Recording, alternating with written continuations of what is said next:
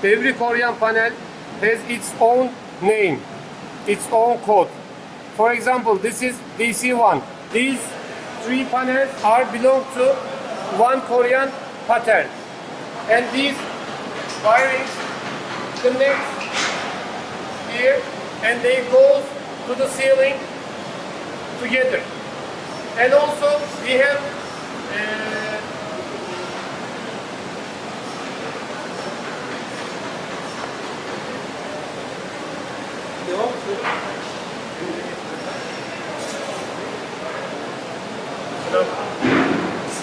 and we have one transformer for two patterns.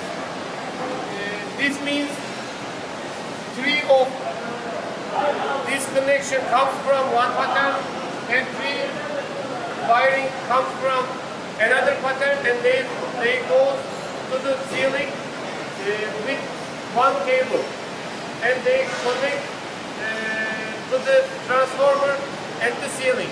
But you have to do the connection between this point to the transformer at side, because we are going to send these patterns, these parts one by one at wooden chest. But you are going to receive all the patterns which are belong to one wheel. They are going to be in the same chest, and we are going to put the transformers which is going to